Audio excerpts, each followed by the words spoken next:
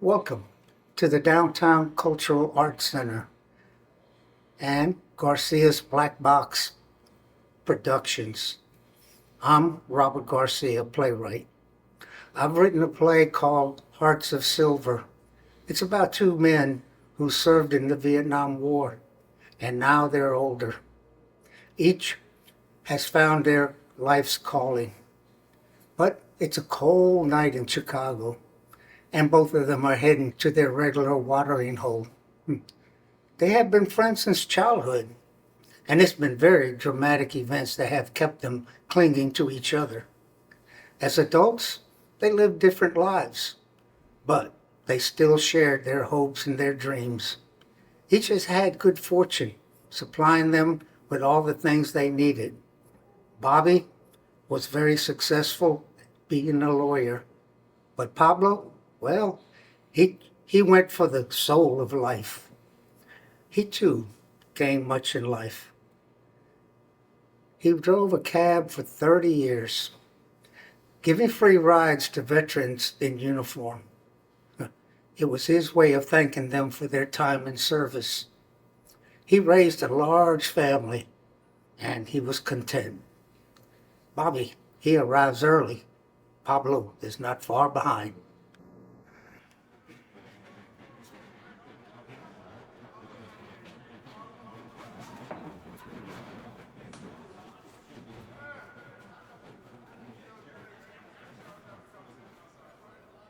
Hey, Bobby. Good to see you. How you been? Good. How you doing? Okay.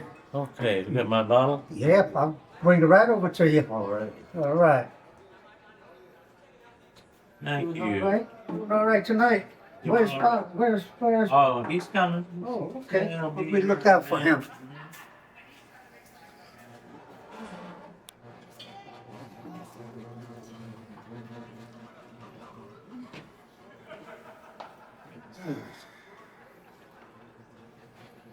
Damn, you're ugly. Fuck you.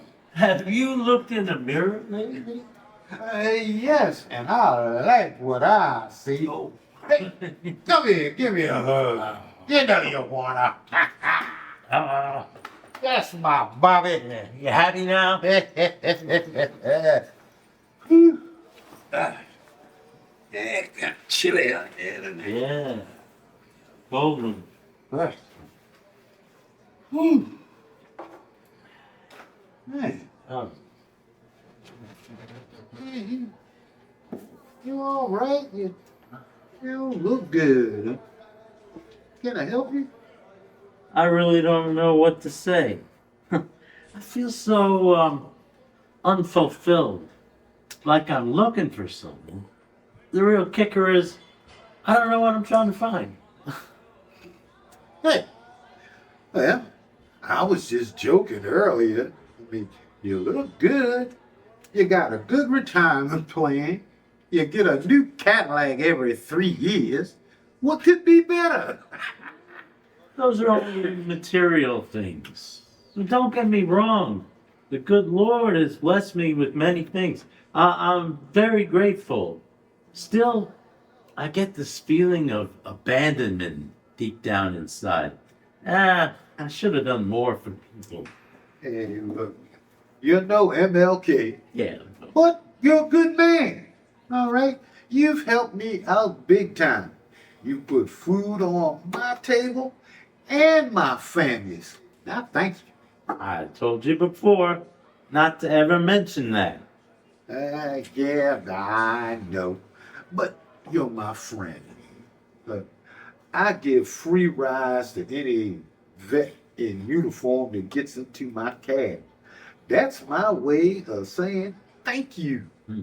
And I'll never forget what you have done for me. You're a good man.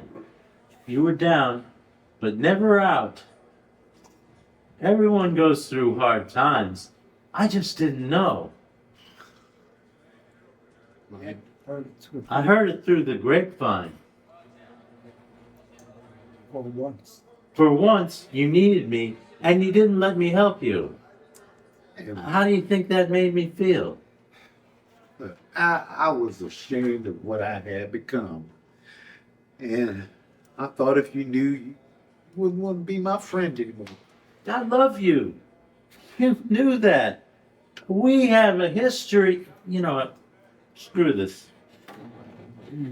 How's the family? Oh, great.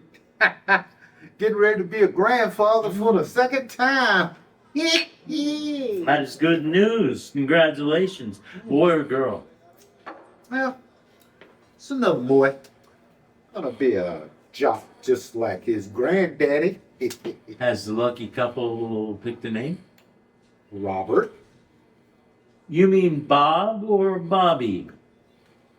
I said, Robert, are you going deaf? Yes.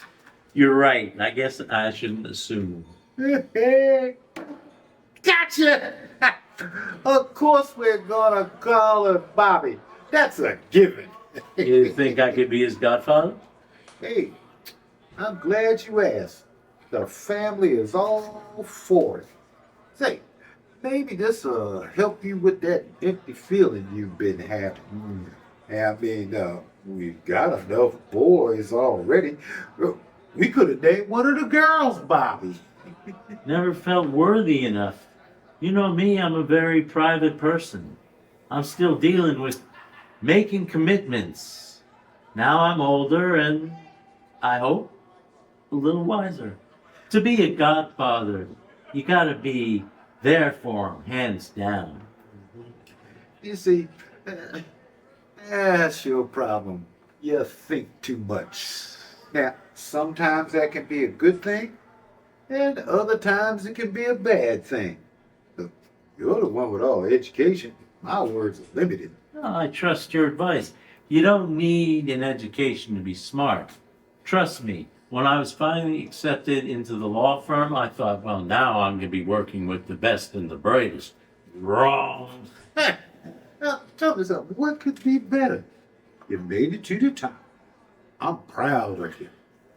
I never heard so much bullshit since we were in jump school at Fort Benning. Never liked him. To me, they were a bunch of wimps.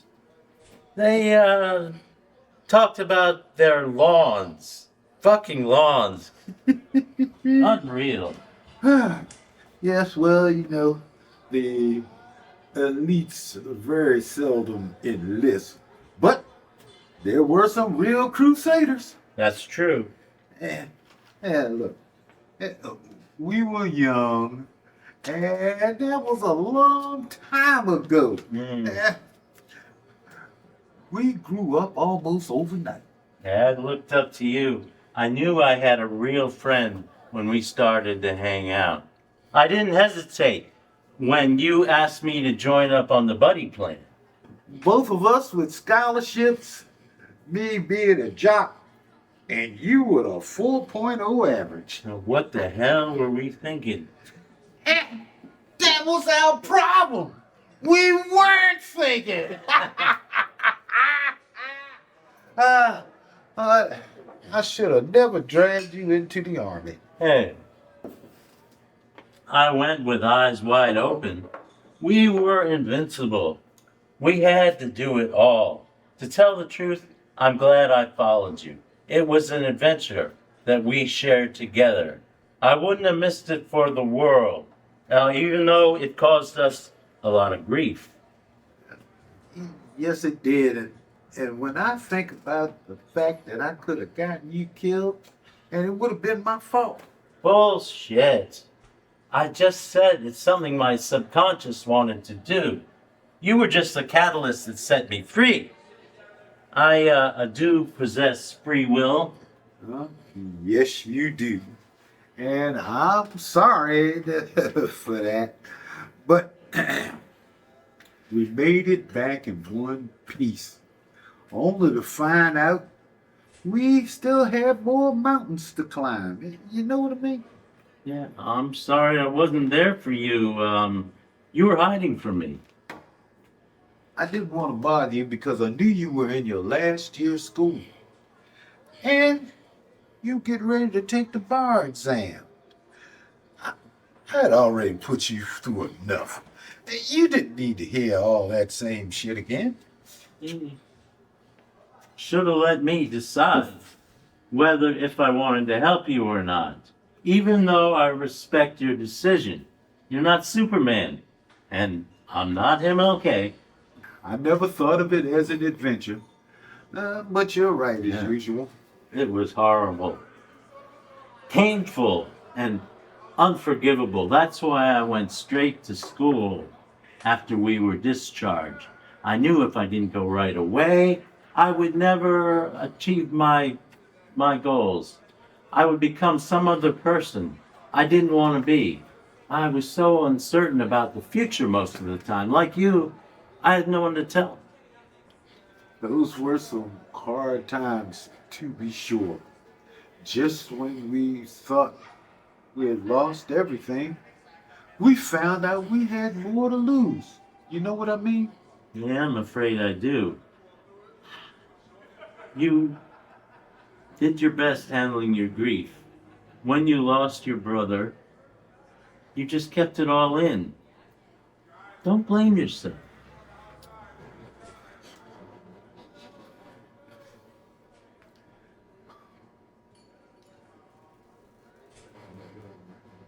I kept saying to myself, just one little fix. Everything is going to be all right. And then I just sank deeper and deeper. And I was totally dead. There were times when I just didn't want to wake up. I'd be so stoned. And then there were those nights when I just couldn't get to sleep. How messed up is that? I remember when you called me. It was 2:30 a.m. I knew something bad had just happened. Then I heard your voice. I began to shake. He was our little brother. I don't remember how long he stayed on the phone, just crying, not mumbling a word. After he died, I disrespected his memory. I made it all about me. I still say, shame on me. It was an accident. You had no share in it. When the Lord comes, nothing on the earth will stop it. All we can do is pray for him. Yes, you're right, but it still doesn't erase the pain. Bobby, But do you still hurt? haven't you punished yourself enough? Yes, I still cry in the shower. Sometimes the old nightmares come calling. I still hear the thunder the monsoons would bring. The rain fell like little bombs. The enemy took advantage of all that noise to attack. To this day, I hate the rain. You know, it was early in the morning, and my girlfriend had stayed over. I was looking at the rainfall. My eyes started to swell, and I broke down. Mia became concerned, but I had no words to tell her. My heart was breaking all over again. When I held my firstborn, I started to cry. Everybody thought they were tears of happiness, but they were tears of sorrow. I was having flashbacks on all the men that had died. I asked my Lord, why me? What did I do to deserve this special blessing? I wished there were words that could help us understand why we have to live this way. How long does this have to go on? Once, no, more than once, I have held a gun to my head. Every time I stuck a needle in my arm,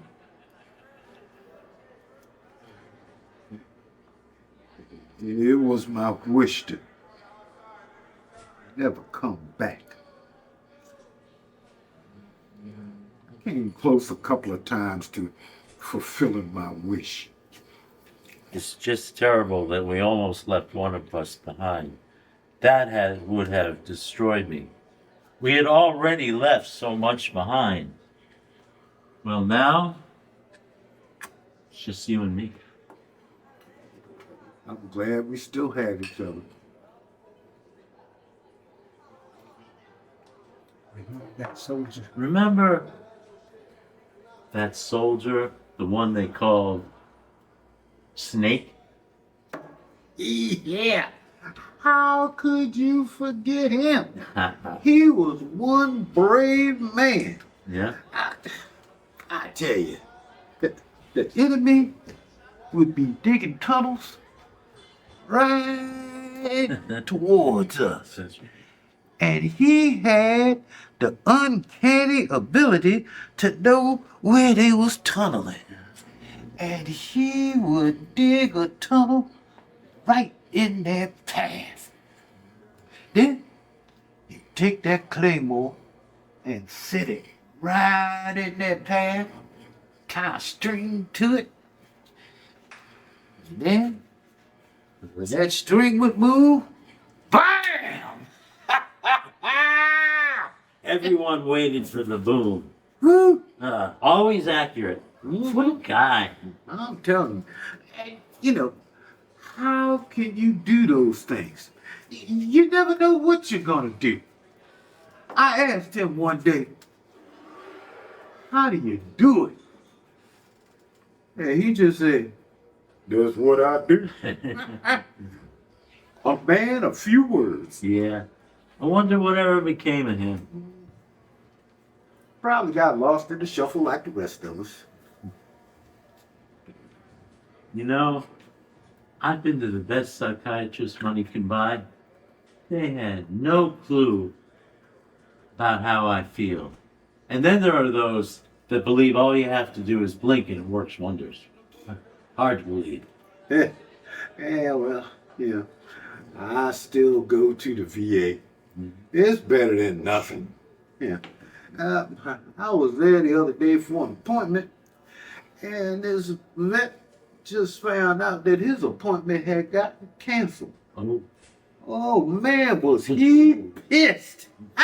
Started making a lot of noise. don't blame him. Yeah. Anyway, after he leaves, this asshole, I won't even give him the honor of calling him a vet. He says, what's he crying about? He's being seen for free. Did you punch the asshole out? No, but he came close to getting his ass kicked. Yeah. When the other vets heard what he had said, shoot, I told him, you know nothing about that vet. Nothing at all. Now, he may have not seen any action, but he was willing to give his life, and we don't get anything for free. You're good. Maybe you should have been the lawyer. Yeah, right. Anyway, when he was getting ready to leave, I said to him, you must have been in that army they call the Panty Brigade. Oh, man, the whole room broke up. Well, at least it helped to ease the tension in the room. He left with his head hanging down. No telling what could have happened. a bunch of real vets in a room, one room, I'd say the guy was on shaky ground. Yeah. What you just said right there says a lot about vets. Uh, we're not like normal people. What do you mean? Well, what I just said, if that had happened in a normal hospital, in a civilian setting, nobody would have thought of jumping on that one person. But we vets are different. And we can start a fight with each other in a heartbeat. But if we see one of our own being disrespected, well, then we're all for one. That's because once you put on the uniform, you are somebody and you count. No matter what branch of service you served, we have a special relationship. If I was speaking to someone who never served, they would have no clue about what I'm saying. Those of us who saw combat are even closer brothers. Yeah. And speaking of, did you get a letter from the Veterans Administration about welcoming us home?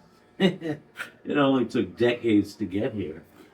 Almost forgot to tell you, the founding fathers of our little town want to honor their native sons. That means you and me.